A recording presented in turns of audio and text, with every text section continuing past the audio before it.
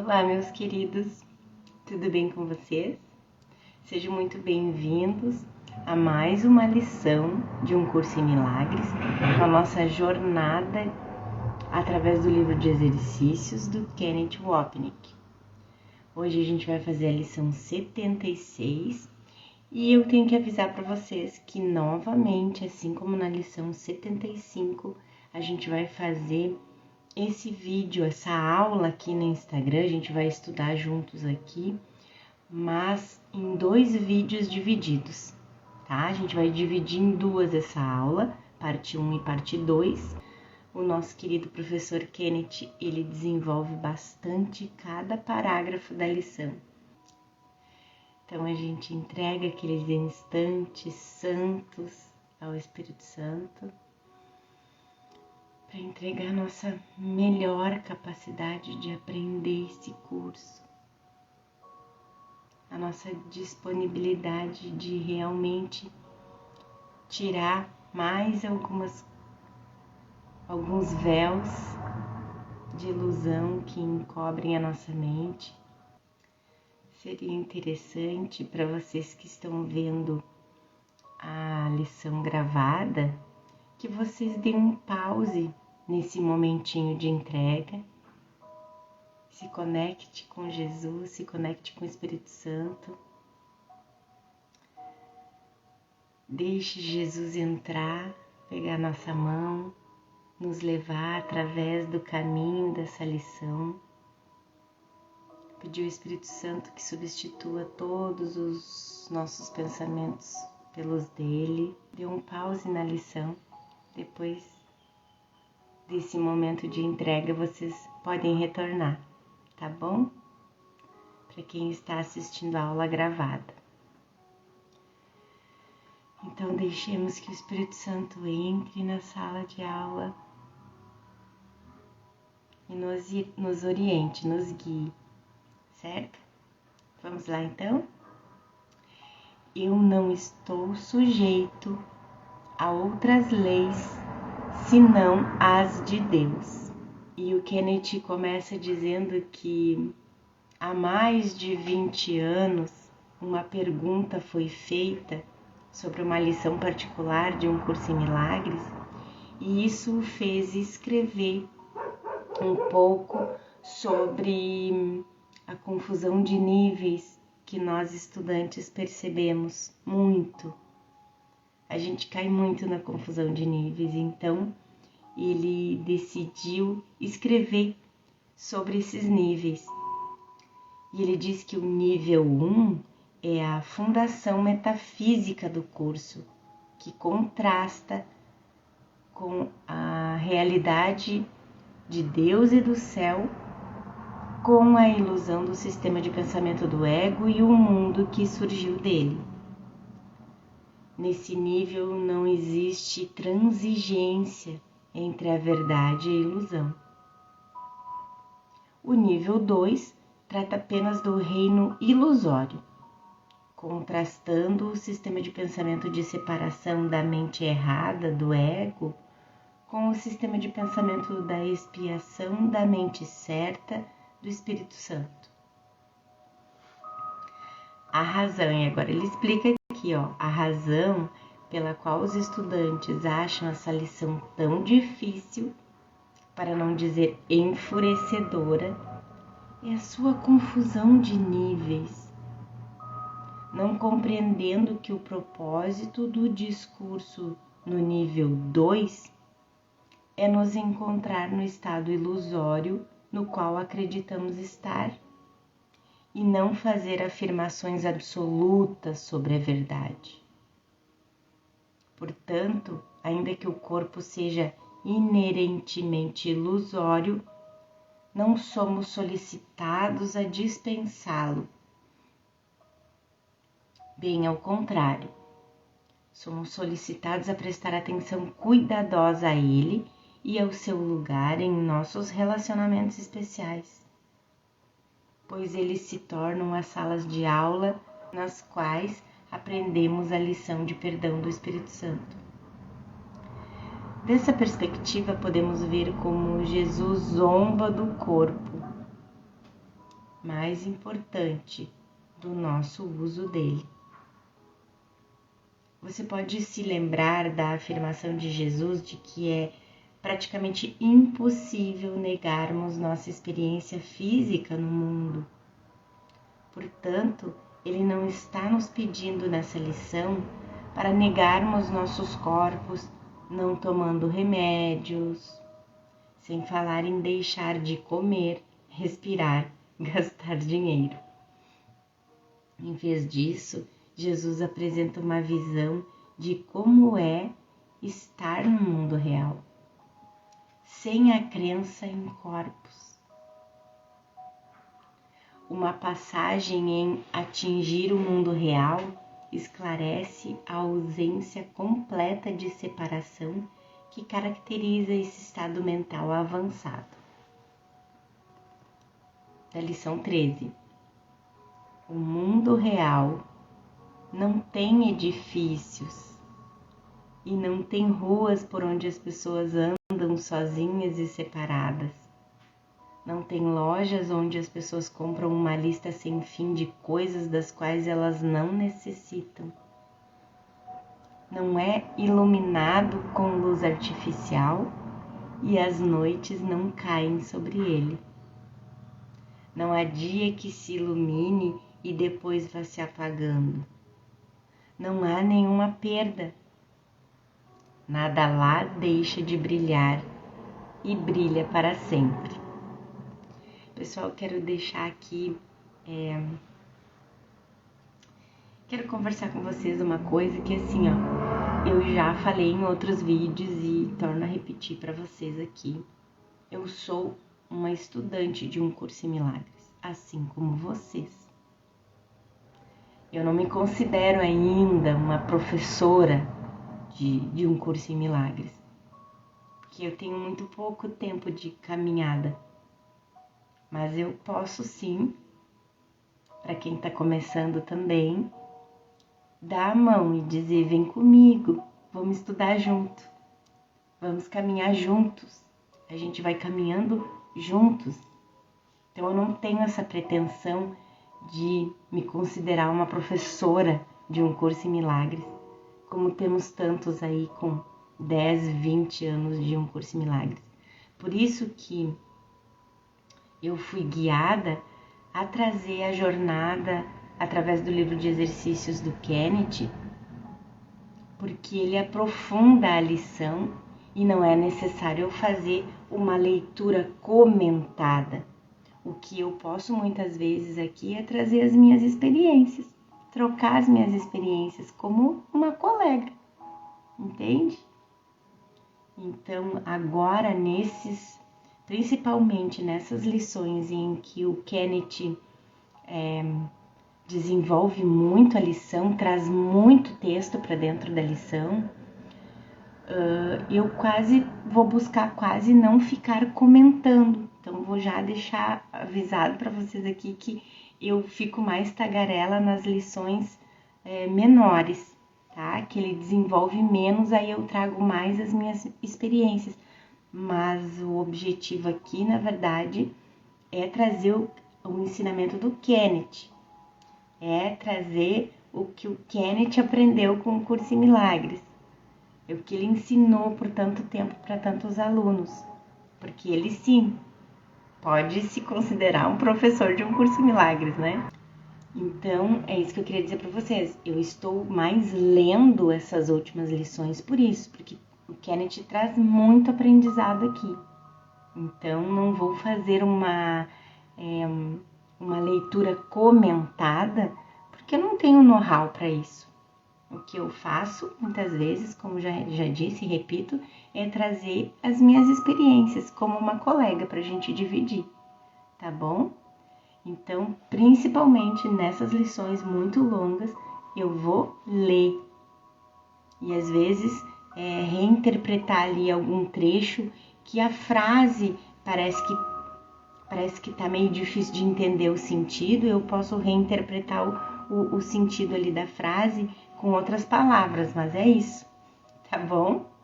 Então vamos seguir que a gente tem conteúdo hoje. Então, o Kenneth comenta ali aquela parte do capítulo 13, dizendo que isso não está descrevendo um lugar físico, mas uma mente curada, na qual o pensamento da separação foi desfeito. Nesse estado, o instante santo no qual aceitamos a expiação para nós, não existe mais um corpo. Aliás, como diz no capítulo 18, em nenhum instante o corpo realmente existe de forma alguma. Portanto, se não existe um corpo, não pode haver leis para governá-lo. Esse é o ponto aqui. Jesus não está zombando de nós, nem novamente desafiando-nos a desistirmos da nossa crença na necessidade de remédios, alimentos ou relacionamentos.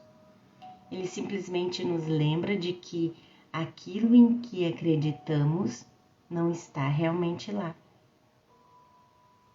Essa nova compreensão nos capacita a não levarmos mais nossas experiências físicas e psicológicas no mundo a sério como antes fazíamos, refletindo o nosso aprendizado de não levarmos a diminuta e louca ideia da separação a sério também. Mais uma vez, isso não está destinado a ser uma afirmação na qual Jesus está nos pressionando a desistirmos de nossa crença no corpo. De fato, ele diz no texto, aqui no capítulo 20, a tua questão não deveria ser como posso ver o meu irmão sem corpo? Apenas pergunta, realmente desejo vê-lo sem pecado? Ao invés de nos fazer negar nossa experiência de que corpos existem fora de nós, Jesus afirma que seu objetivo para nós é mudar nossas mentes sobre o corpo e seu propósito, e o propósito do corpo. Ele nos incita a não projetarmos mais nosso pecado percebido em outros, dessa forma atacando-os e reforçando a crença em interesses separados. O perdão, a mensagem de um curso em milagres, repousa na simples premissa de que nossos interesses são unos. Os nossos verdadeiros interesses são unos. A questão é que a gente não sabe quais são os nossos maiores interesses, lembra da lição?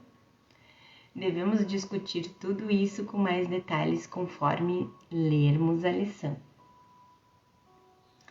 Já observamos antes quantas coisas sem sentido te pareceram ser a salvação. Essa é uma frase da lição, tá? Que até agora só o Kenneth falou depois da ideia central da lição, que é: eu não estou sujeito a outras leis senão as de Deus. E aí depois ele diz, já observamos antes quantas coisas sem sentido te pareceram ser a salvação. A referência do curso é aos nossos objetos de amor especial, os ídolos que fizemos para mostrar a Deus que não precisávamos do seu amor. Os objetos de ódio especial funcionam dessa maneira também. Uma vez que sentimos que a salvação vem quando podemos realmente odiar outra pessoa ou sofrer dor. Também inconsciente, né, pessoal? Culpando alguém ou algo que não nós mesmos por nossa miséria. Podemos estabelecer nossa inocência assim. A salvação, então, assume qualquer uma das duas formas, e o ego não se importa se é amor ou ódio especial, desde que a salvação seja vista como externa às nossas mentes. Cada uma tem te aprisionado com leis tão sem sentido quanto ela mesma. não estás preso por elas. Mas para compreenderes que isso é assim, em primeiro lugar é preciso que reconheças que a salvação não está lá. Percebam que tudo está pautado em reconhecimento, em reconhecer. Isso é uma referência às leis do especialismo, que se centralizam na rocha em que repousa a salvação do ego, um ou outro. Alguém tem que perder para que outro possa ganhar. Essa é a salvação do ego. Cada lei do ego, na mente assim como no mundo, reflete esse princípio básico. Podemos encontrá-las muito bem também nas 5 leis do caos do ego, o avô virtual de todas as leis. Essas 5 leis do caos do ego estão no capítulo 23. Eu sempre cito para que, se algum estudante quiser ir ver todo o capítulo e se aprofundar ainda mais, tá, pessoal? O ponto-chave é que essas leis não apenas emanam da mente, mas permanecem lá também, seguindo o princípio fundamental de que ideias não deixam sua fonte. No entanto, elas realmente parecem ser externas e nossas vidas parecem ser governadas por elas. A verdade, no entanto, é que somos detidos apenas pela decisão das nossas mentes, e essas realmente são as boas notícias. Nós temos muito pouco, se é que temos algum, controle sobre as leis do corpo. E isso pareceria nos condenar a uma vida de vitimação sem esperanças. A desesperança sentida por quase todas as pessoas. Mas apenas nós, a parte tomadora de decisões das nossas mentes, podemos controlar o fato de que escolhemos nos identificar com essas leis. Aí repousa nossa ajuda verdadeira. Mas para isso a gente precisa reconhecer, mais uma vez, que a gente escolheu, o tomador de decisões escolheu acreditar nas leis que regem o corpo, que o corpo, definha, adoece, sendo que na verdade o corpo é algo neutro, ele não pode ter saúde, não pode ter doença, ele só segue a mente. Esse é um conceito extremamente importante de se aprender, pois iria manter você sincero enquanto trabalha com essa lição. Para entender por que você não está sujeito a outras leis senão as de Deus, e porque você não está sujeito a quaisquer das leis do corpo, você primeiro precisa perceber que tem uma mente, porque é aí que está a salvação. Então a saúde ou a doença vem da mente. O problema é que nós não acreditamos nisso. Um exemplo é nessas coisas bem rotineiras, assim, dessas coisas que a gente considera mais simples, né? A gente está sempre colocando hierarquia nas ilusões, né? Então a gente tem uma indisposição alimentar, a gente tem uma dor de cabeça, um problema de pele, algo mais que a gente considere mais simples, e a gente sempre dá uma desculpa. Fiquei ruim porque comi alguma coisa que não me fez bem, comi alguma coisa estragada, ou eu sou muito sensível, meu corpo não suporta glúten, não suporta lactose, enfim, a gente dá tudo quanto é desculpa física ilusória para algo que vem da mente. Então, por isso ele diz, o problema é que nós não acreditamos que está na mente a salvação. Não importando quantas vezes Jesus nos diga isso num curso em milagres, não importando quantas vezes leiamos as mesmas linhas, continua existindo uma parte de nós que não acredita nisso, porque nós ainda acreditamos que Ele está nos ensinando como um corpo. Ele repetidamente ensina como não estamos realmente aqui. Então, o corpo não faz nada, ele não nasce, ele não vive nem morre, ele não sofre dor ou sente prazer. Em outras palavras, tudo acontece na mente. No entanto, isso não significa absolutamente nada para nós, porque mais uma vez ainda pensamos que Jesus está falando conosco como uma pessoa vivendo em um corpo. Nós nos recusamos a ir até a fonte desse ser, a mente, que não está no corpo de forma alguma, e encontrar o problema real. Se nós encontrássemos isso em nossas mentes, a culpa sobre a separação, iríamos ver a resposta da expiação. Essa lição, então, é um apelo a todos nós para prestarmos atenção cuidadosa e pensarmos sobre o que Jesus está nos ensinando num curso em milagres. Quando Ele nos faz dizer de novo e de novo, como faz depois na sexta revisão, que diz assim: eu não sou um corpo, eu sou livre, pois ainda sou como Deus me criou. Vocês lembram dessa lição? Quem já fez? E ele quer dizer isso muito literalmente. Quando ele nos diz, eu sou espírito, quer dizer isso muito literalmente também. Precisamos estar realmente muito certos de que nós não acreditamos nisso, porque ainda pensamos que Jesus, ou uma pessoa separada, está falando conosco como pessoas separadas e nos ensinando coisas muito lindas.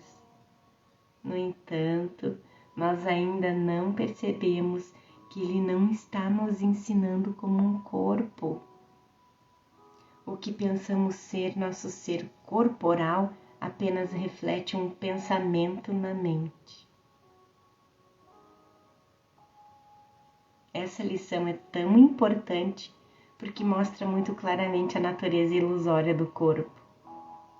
Da mesma forma clara, se a estudarmos cuidadosamente, é essa a razão pela qual temos tanto problema com isso.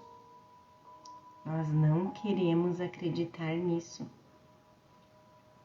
A base da nossa dificuldade é a recusa em aceitar que a salvação não está fora de nós, mas em vez disso, dentro de nossas mentes, o lugar exato tanto do problema quanto da resposta.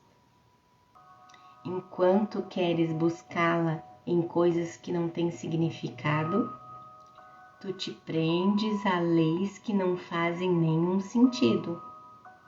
Assim, buscas provar que a salvação está onde não está. Fora, no mundo. Esse, novamente, é o problema.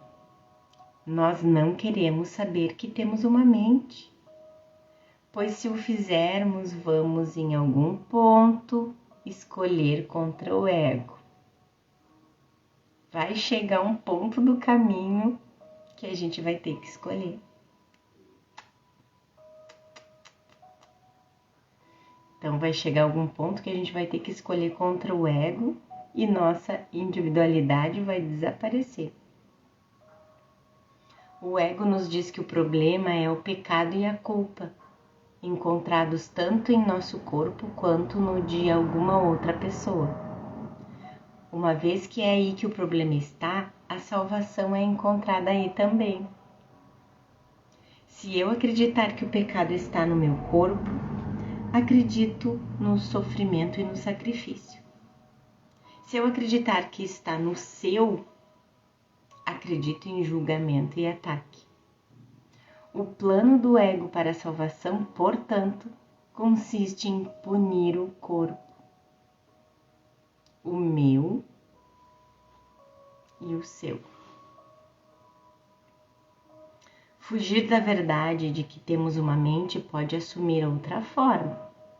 Por exemplo, um curso em milagres diz que não estou sujeito a outras leis senão as de Deus e que eu não sou um corpo. Portanto, uma vez que o meu corpo é uma ilusão, eu não tenho que procurar médicos, nem preciso trancar meu carro ou apartamento, eu não tenho que cuidar do meu corpo, então não importa que ou como faço as coisas, né? Esses são só poucos exemplos do que eu chamo de abençoadófilos. Que é isso? Agora ele explica o que é abençoadófilos. A negação simplista e ingênua do corpo e de seus problemas. Em vez de aceitar a irrealidade fundamental do corpo como uma sombra da culpa, os abençoadófilos simplesmente negam que tem um corpo, o que torna a fonte da sombra, a culpa em nossas mentes, ainda mais inacessível. Portanto, a resposta da expiação permanece enterrada ainda mais fundo sobre o arsenal de defesas do ego. E está bem aqui, nesse parágrafo, da negação simplista e ingênua do corpo e de seus problemas, a confusão de níveis de que ele falou no início da lição. Essa lição certamente não está destinada a desencorajar os estudantes de um curso em milagres de buscarem atenção médica ou de deixarem de se vacinar se forem viajar para o exterior, por exemplo. Isso não está destinado a desencorajar os estudantes de comerem alimentos que são bons para eles ou de fazer qualquer coisa que eles acreditem ser saudável. Todos nós temos alguma noção do que é bom ou ruim para nós. Não existe certo ou errado a esse respeito. E você deve fazer qualquer coisa na qual acredite. Além disso, Jesus não está dizendo que você deveria desistir da amizade ou de qualquer coisa que reflita as leis do mundo. Ele simplesmente está dizendo que seria valioso perceber a fonte dessas leis e entender seu lugar no sistema de pensamento do ego. Só então você poderia escolher mudar seu propósito para que eles cumpram seu papel mais apropriado no sistema de pensamento de correção do Espírito Santo. Implícita em tudo isso, para fazer essa afirmação importante outra vez, está a necessidade de perceber a tremenda resistência que nós temos em aceitar o fato de que não somos corpos. Esse é um tema importante no texto e é um dos pontos centrais no livro de exercícios. Novamente, Jesus usa essas afirmações para zombar gentilmente de nós, como faz nessas passagens do texto que esclarecem a futilidade de tentar proteger o corpo e torná-lo real e atraente. Uma passagenzinha do capítulo 23. Podes pintar lábios cor-de-rosa em um esqueleto? Vesti-lo com o que é belo? Agradá-lo e mimá-lo e fazê-lo viver? Caramba! Uma outra passagem agora do capítulo 24, na mesma linha. Para que irias protegê-lo, o corpo? Pois nessa escolha se encontram tanto a sua saúde quanto o seu dano. Protege-o para mostrá-lo como isca para pegar outro peixe, para abrigar o teu especialismo em melhor estilo ou para tecer uma moldura de beleza em torno do teu ódio, e o condenas à decadência e à morte. Ele está fazendo vir das sombras do nosso inconsciente a verdade. O intuito do ego em valorizar tanto o corpo. Isso não quer dizer que não é pra gente ir no médico, tomar remédio, se a gente acredita que precisa de comer comidas saudáveis, não importa o que você acha que é saudável, mas é o que você acredita. Ele não está dizendo que não é para fazer isso, mas ele está querendo trazer da lama do nosso inconsciente, das profundezas do nosso inconsciente para o consciente, qual é o verdadeiro objetivo do sistema de pensamento do ego com o corpo. E então fazer com que o Espírito Santo use esse corpo para os propósitos dele e não mais do ego. Porque os propósitos do ego é exatamente fazer do corpo o que Jesus está escrevendo aqui nesses parágrafos. Mais uma passagem na mesma linha, agora do capítulo 27, dizendo: ele, o corpo, coloca sobre si mesmo coisas que comprou com pequenos discos de metal e tiras de papel que o mundo proclama como valiosas e reais. Trabalha para consegui-las, fazendo coisas sem sentido, e as joga fora em troca de coisas sem sentido, das quais ele não precisa e nem mesmo quer.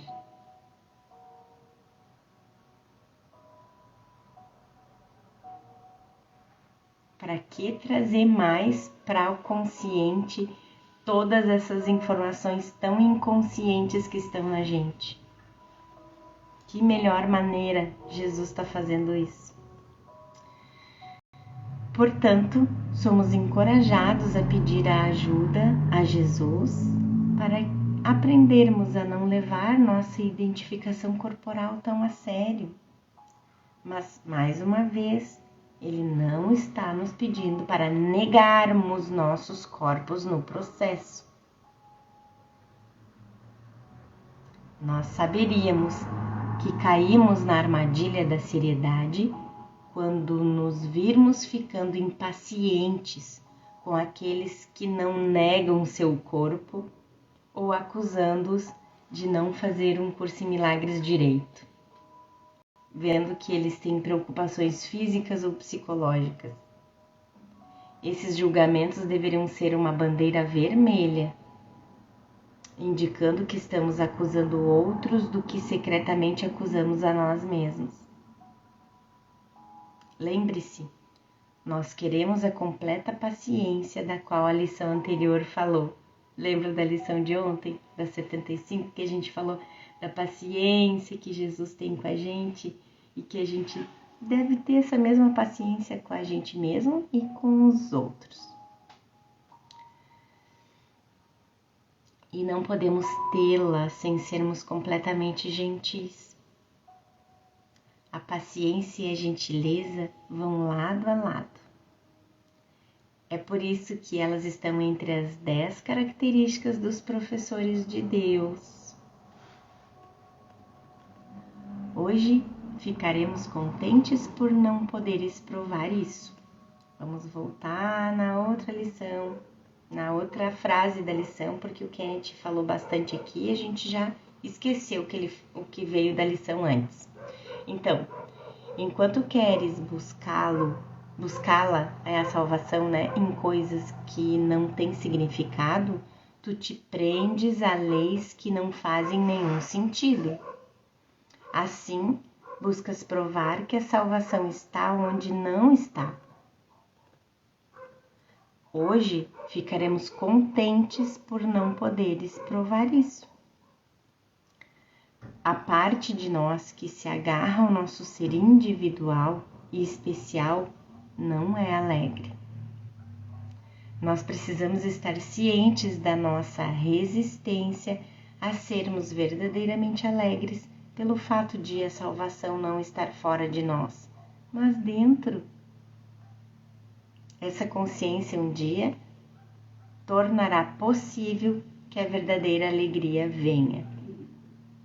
Pois se pudesses provar isso, estarias para sempre buscando a salvação onde ela não está e jamais a acharias. A ideia para o dia de hoje, mais uma vez, te diz quão simples é a salvação. Procura onde ela espera por ti e lá será achada. A salvação espera por nós, então, aquele com quem temos que ser pacientes somos nós mesmos. Escolher a salvação que espera por nós em nossas mentes. Nós precisamos desejar buscar a salvação onde ela pode ser encontrada. Para alcançar essa meta, Jesus nos instrui a vermos o corpo como o efeito da mente, que é a causa. A causa que é o problema. A causa que é a solução. O que poderia ser mais simples? Não procures em nenhum outro lugar, pois ela não está em nenhum outro lugar. Mais uma vez, Jesus não está insistindo em que desistamos das coisas corporais, mas Ele está nos pedindo para entendermos por que as fazemos. Isso não é sobre mudar o efeito, não existe sentido nisso, mas em mudar a causa subjacente, conquistada através do gentil perdão a nós mesmos. Dito de outra forma, nós mudamos a causa por olharmos para ela com o amor e a gentileza de Jesus ao nosso lado. Nós não buscamos mudar o corpo, nem negar o que estamos fazendo, nós simplesmente olhamos. Agora vem as linhas que todos os estudantes adoram. Pensa na liberdade que há no reconhecimento de que não estás preso a todas as estranhas leis distorcidas que tens estabelecido para salvar-te. Realmente pensas que morrerás de fome se não tiveres montes de tiras de papel verde e pilhas de discos de metal? Realmente pensas que uma pequena pílula redonda ou um pouco de líquido introduzido na tua veia por uma agulha pontiaguda afastará a doença e a morte? Realmente pensas que estás só, se não houver outro corpo contigo? Então ele está afirmando tudo o que a gente pensa, tudo que a gente acredita. Jesus está pegando 3 dos mais importantes aspectos da nossa existência aqui: dependência do dinheiro, medo da doença e necessidade de irmos a médicos em busca de ajuda. E o relacionamento especial, que diz que se eu não tiver outra pessoa comigo, estarei totalmente sozinho em minha miséria. No entanto, Jesus não está nos dizendo para desistirmos dessas coisas, meramente para olharmos para o nosso investimento nelas. Perto do final do panfleto Psicoterapia, em uma sessão chamada A Questão do Pagamento, Jesus discute o dinheiro, mas não diz que os terapeutas não deveriam cobrar de seus pacientes. Ele diz que até um terapeuta avançado tem algumas necessidades terrenas enquanto está aqui. E, portanto, vai requerer pagamento. Novamente, enquanto estivermos aqui, teremos necessidades, o que significa que o dinheiro é uma necessidade.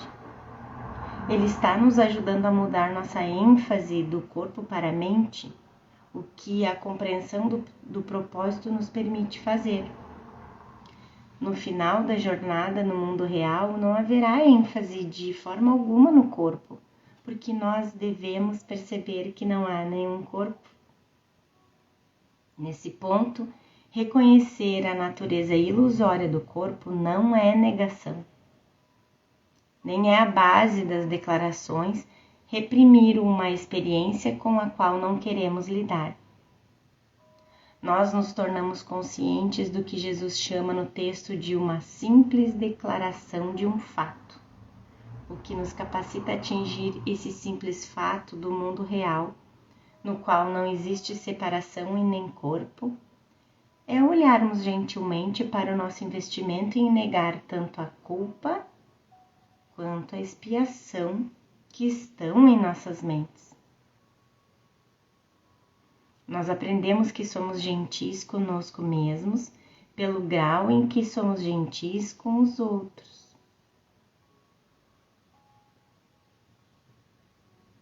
Quando nós o julgamos de forma não gentil, é apenas porque atacamos a nós mesmos por empurrarmos Jesus para longe mais uma vez.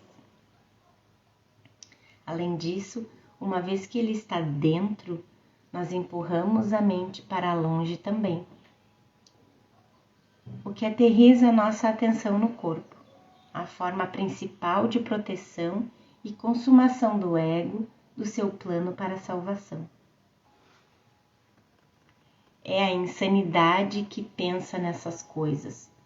Tu as chamas de leis e as dispões sob diferentes nomes num longo catálogo de ritos que não tem nenhuma utilidade e não serve nenhum propósito. Pensas que tens que obedecer às leis da medicina, da economia e da saúde? Protege o corpo e será salvo. É essencial que você cuide do seu corpo enquanto pensar que é um corpo. Não fazer isso enquanto você se identifica com ele é apenas uma expressão de auto-ódio e autopunição, para não dizer tolice. Cuidar do seu corpo, portanto, pode ser uma forma gentil e benigna de perdoar a si mesmo. Lembre-se, ninguém que leia um curso em milagres completamente acredita no que Jesus diz, porque se o fizesse, não iria precisar dele. Nós acreditamos muito que somos corpos. De fato, essas lições são ajustadas especificamente para aqueles que acreditam neles. Como corpos, nós vivemos no tempo, e é óbvio que essas lições são ajustadas para pessoas presas ao tempo. Quase todas as lições mencionam algum aspecto da nossa existência temporal. Minutos, horas, dias, semanas, anos. Porque os estudantes de Jesus acreditam que são corpos existindo no tempo e no espaço, e ele não nos pede para negá-los. Mais uma vez, ele apenas pede que sejamos gentis e benignos em relação ao nosso corpo e aos das outras pessoas, refletindo o desejo de perdoarmos a nós mesmos pelo mau uso deles, a sombra do nosso mau uso da mente. Apesar disso, também é importante para nós reconhecermos que essas leis se mantêm apenas porque demos a elas poder para fazê-lo. Não estamos sujeitos às leis do corpo, mas em vez disso, à decisão da nossa mente de ser um corpo, o que foi especificamente designado para estar sobre as leis que parecem nos constranger. Portanto, é assim que tentamos proteger o corpo de ser salvo, enquanto nossa verdadeira proteção, a expiação, permanece enterrada sob as leis da culpa e especialismo do ego. Meus queridos, a gente finaliza a primeira parte dessa lição 76. A gente se vê depois. Até já!